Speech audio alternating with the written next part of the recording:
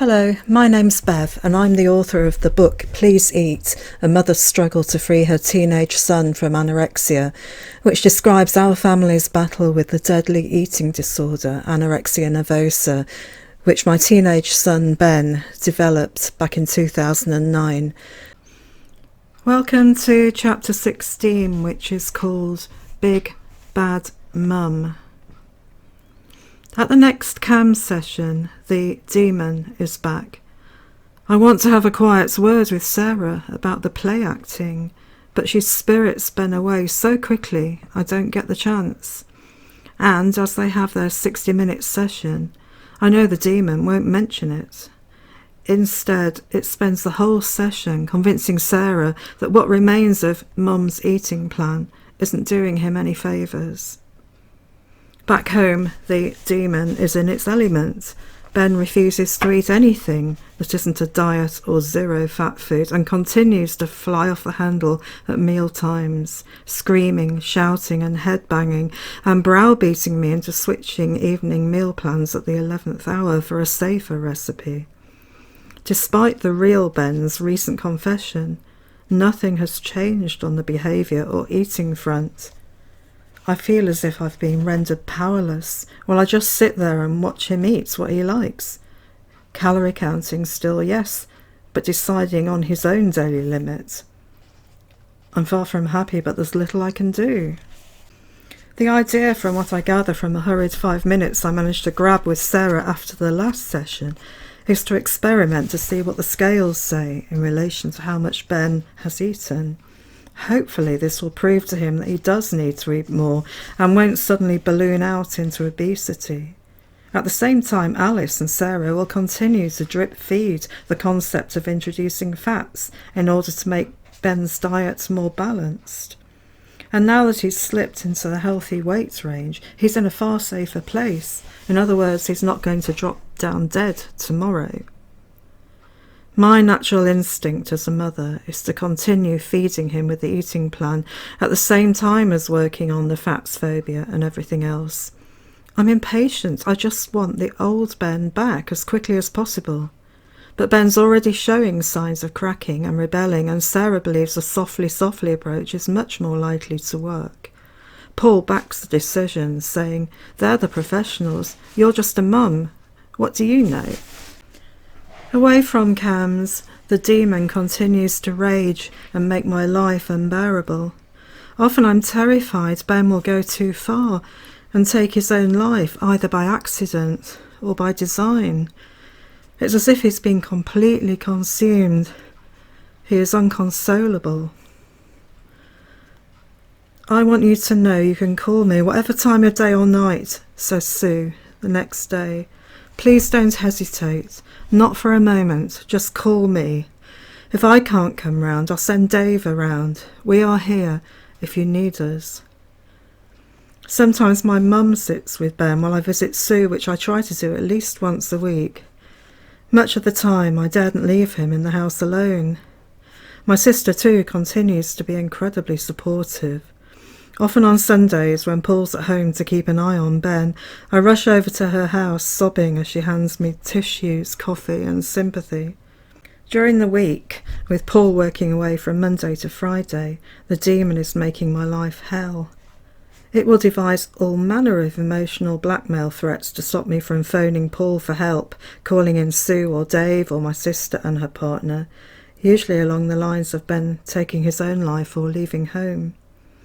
It's a difficult juggling act. In a bid to avoid the nightly rages, I find myself warning Ben in advance of meal plans and listing the ingredients I'll be using. God forbid if I sneak in any oil or other fear foods. Yet occasionally he'll surprise me by eating something challenging, like chocolate.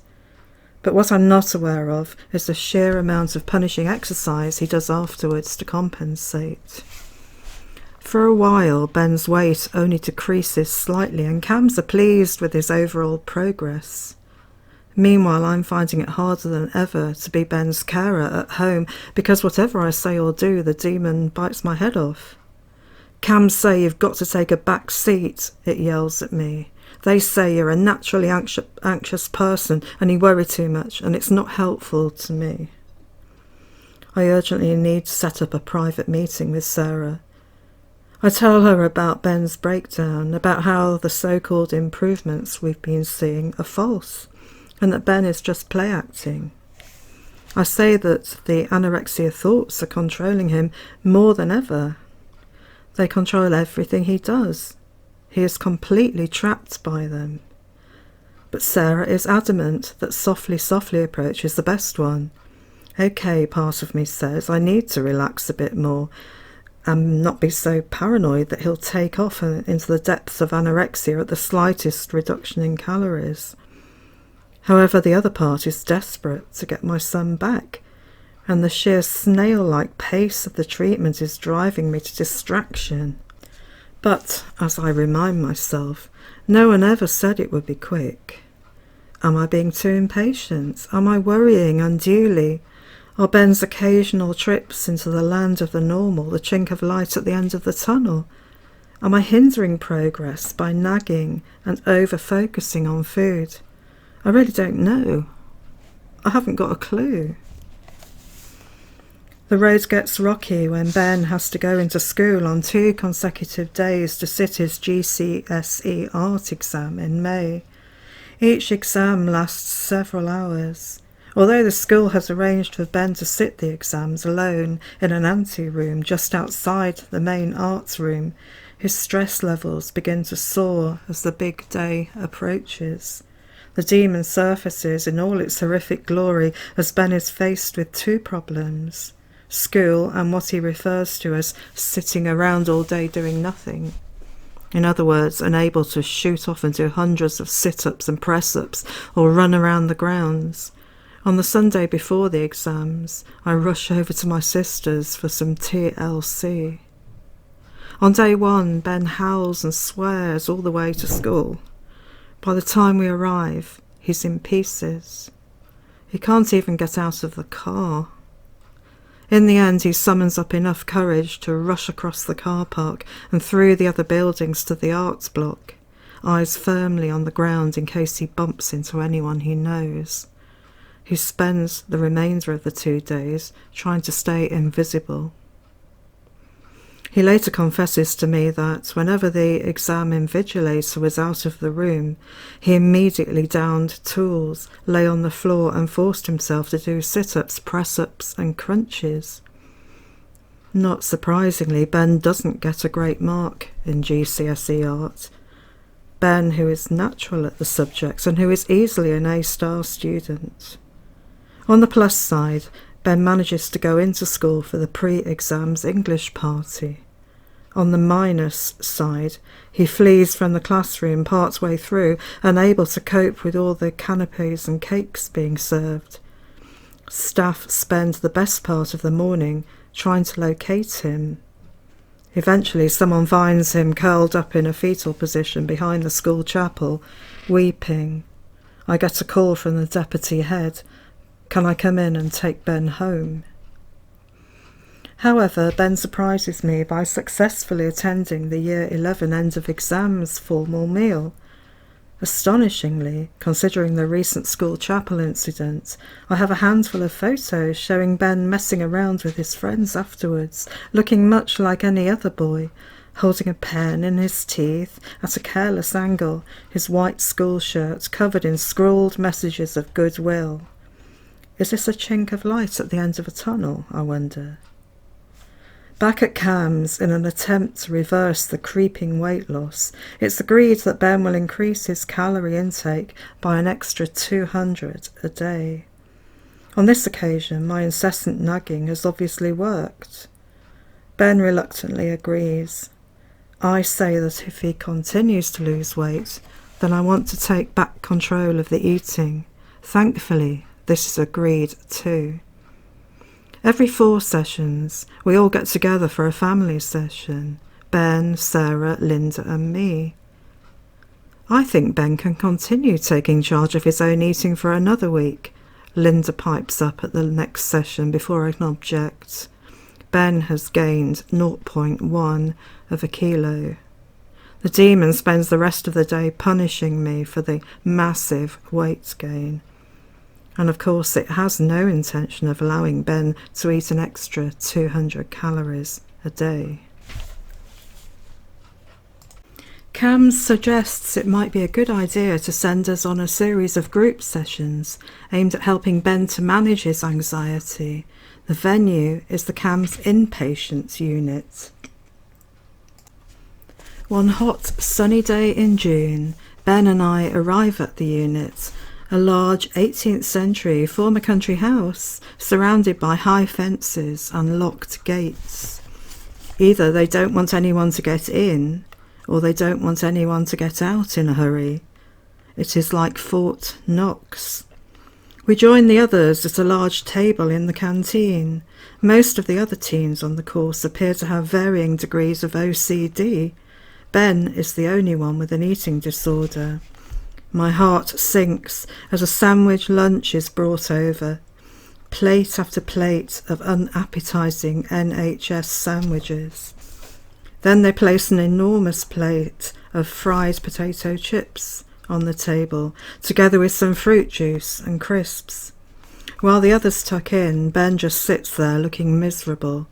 He takes a couple of reluctant bites from a sandwich, but apart from that, he doesn't eat a thing. I glance around the room. Apart from us, it's empty. Well, almost empty. Over on the left, I notice a girl with matted, greasy hair wearing a bathrobe over some jeans, sitting in front of some food. Someone is sitting beside her, presumably supervising.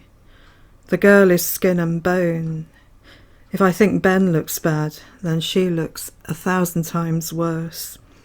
She just sits there picking at the food, looking so very ill, her gaunt face completely expressionless as her companion encourages her to eat. I don't want Ben to end up like this, I scream inside, moving my eyes from the skeletal girl to Ben, who, on my right, doesn't want to eat either. But, to be honest, those bland NHS sandwiches look about as appetising as cardboard. One of the course leaders walks over to the end of the table where we are sitting. She's aware that Ben has anorexia. "I'm sorry," she says. "I should have realised that Ben will require special lunch arrangements. What is your treatment team instructing you to do at the moment?" Nothing, really," I reply. "All we seem to be doing is muddling through a Ben-tweaked eating plan that is failing by the day." We manage 3 sessions of the anxiety group and 3 sandwich lunches which Ben doesn't eat until both of us decide it's a waste of time. At each session we're split into 2 groups, parents and teenagers. A young woman with vermilion hair and hippie clothes takes the parents into another room, hands round chewing gum, and talks about the ins and outs of anxiety and OCD. Later, we join the teenagers down the corridor for an anxiety-busting meditation exercise. What on earth are we doing here? Ben is wondering the same, the real Ben, not the demon. We quit after the 3rd session like a couple of conspirators, giggling because the session seems so absurd. For a while I feel as if I have the old Ben back, the close team we've always been, fueled by Ben's ironic philosophical take on life, which never fails to make me smile. That's the end of chapter 16. Thank you for listening, and if you go to the end of this video, you'll find an in-video link that will take you to chapter 17, which is called Alice. I look forward to seeing you there. It would also be really good if you could like this video, and you can subscribe to my channel by clicking the subscribe button below. Oh, and don't forget to visit my blog. You'll find the link below. You'll also find a link to my website where you can download PDFs of my blog for free.